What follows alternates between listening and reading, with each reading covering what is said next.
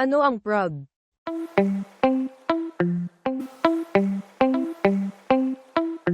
Dance!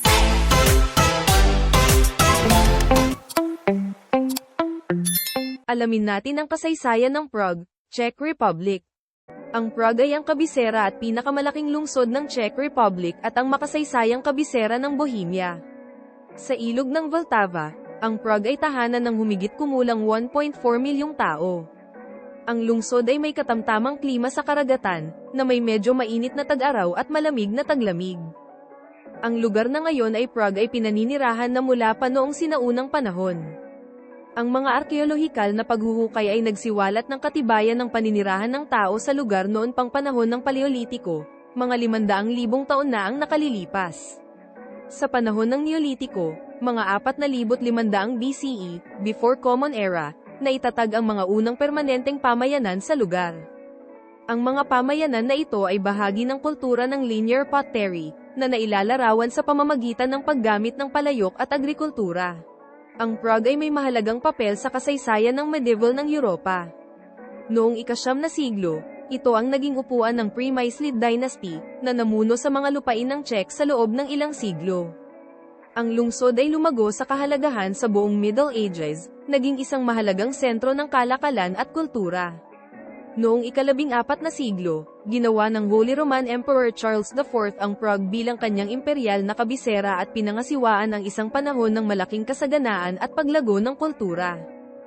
Ang Prague ay tahanan ng maraming kilalang atraksyong pangkultura, na marami sa mga ito ay nakaligtas sa karahasan at pagkawasak ng ika-20 siglong Europa. Kabilang sa mga pangunahing atraksyon ang Prague Castle, Charles Bridge, Old Town Square na may Prague Astronomical Clock, ang St. Vitus Cathedral at ang Sedlec Ossuary. Mula noong 1992, ang makasaysayang sentro ng Prague ay kasama sa listahan ng UNESCO ng mga World Heritage Site. Hindi ito ang unang pagkakataon na nakapunta ako dito sa Prague, dahil bumisita ako sa Czech Republic 9 na taon nang nakalipas, noong bago pa lang ako dito sa Europe. Pag-usapan natin ang mga lugar na napuntahan ko. Ang St. Vitus Cathedral ay ang pinakamalaki at pinakamahalagang templo sa Prague. Bukod sa mga relihiyosong serbisyo, naganap din dito ang mga koronasyon ng mga hari at reyna ng Czech. Ang katedral ay isang lugar ng libing ng ilang mga patron santo, soberanya, nobleman at arsobispo. Noong 1344, sinimulan ni Charles IV ang pagtatayo ng isang Gothic na katedral.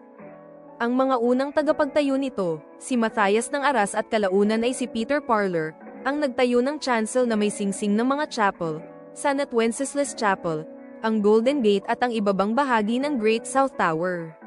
Si Peter Parler na ang nagsimula sa pagtatayo ng South Tower, ngunit hindi niya ito natapos. Noong ika-16 na siglo, ay natapos na may Renaissance View Gallery at helmet. Nang maglaon noong ika-18 siglo, ang mas lumang helmet ay pinalitan ng isang bagong simboryo. Ang disenyo ng katedral ay tumango sa Romanesque na arkitektura ng Holy Roman Empire, lalo na sa Abbey Church sa Hildesheim at sa Speyer Cathedral. Ang southern apse ng rotonda ay isinama sa eastern transept ng bagong simbahan dahil dito matatagpuan ang libingan ni St. Wenceslaus, na sa ngayon ay naging patron saint ng mga prinsipe ng Czech. Ang susunod naming destinasyon ay ang The Charles Bridge. Ang Thes Charles Bridge ay isang medieval stone arch bridge na tumatawid sa Vltava River sa Prague, Czech Republic. Nagsimula ang pagtatayo nito noong 1357 sa ilalim ng pamumuno ni Haring Charles IV, at natapos noong unang bahagi ng ika-15 siglo. Pinalitan ng tulay ang lumang Judith Bridge na itinayo noong 1158 hanggang 1172 na lubhang napinsala ng baha noong 1342. Ang bagong tulay na ito ay orihinal na tinawag na Stone Bridge, Kameny Most, o Prague Bridge, Pražský Most, ngunit tinukoy bilang Charles Bridge mula noong 1870. Bilang ang tanging paraan ng pagtawid sa ilog Vltava hanggang 1841, ang Charles Bridge ang pinakamahalagang koneksyon sa pagitan ng Prague Castle at ng Old Town ng lungsod at mga katabing lugar. Ang koneksyon sa lupa na ito ay naging mahalaga sa Prague bilang isang ruta ng kalakalan sa pagitan ng silangang at kanlurang Europa.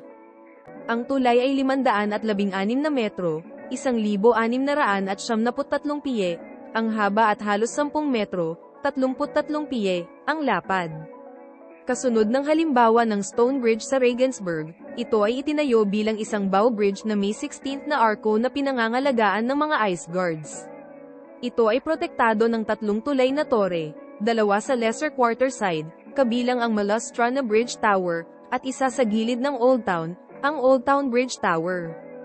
Ang tulay ay pinalamutian ng isang tuloy-tuloy na eskinita ng 30 estatwa at estatwa. Karamihan sa mga ito ay estilong Baroque, na orihinal na itinayo noong mga 1700, ngunit ngayon ang lahat ay pinalitan ng mga replika. Ang susunod na paksa ay ang Dancing House. Ano ang The Dancing House o Ginger and Fred, ay ang palayaw na ibinigay sa National Nederlanden na gusali sa Rezinovo na Bressy, Rezin Embankment, sa Prague, Czech Republic.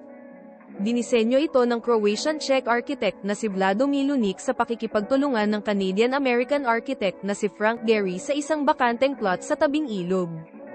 Ang gusali ay dinisenyo noong 1992. Ang pagtatayo, na isinagawa ng BSIX, ay natapos pagkaraan ng 4 na taon noong 1996.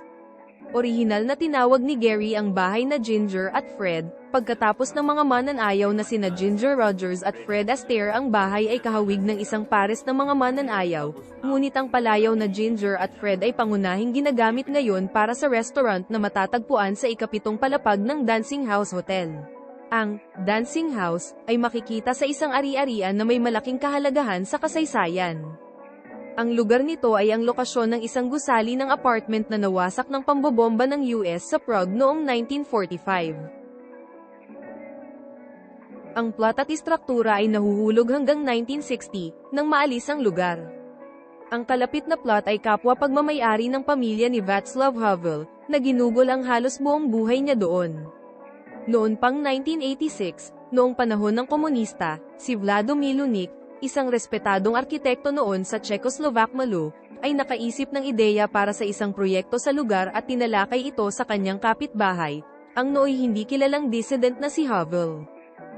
Tinanggihan ng Pranses na arkitekto na si Jean Nouvel ang ideya dahil sa maliit na square footage, ngunit tinanggap ng Canadian-American architect na si Frank Gehry ang imbitasyon.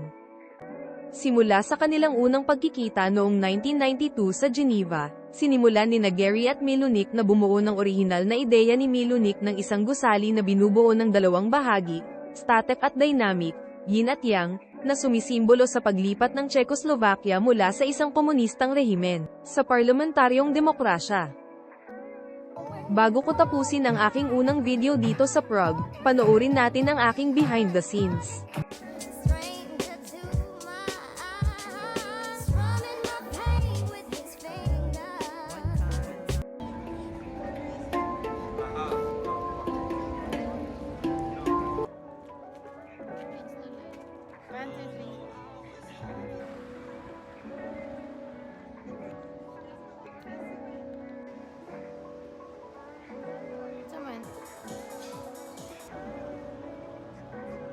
Sige, 1, 2, 3, go. Maraming salamat sa panonood. Hanggang sa muli. Dance!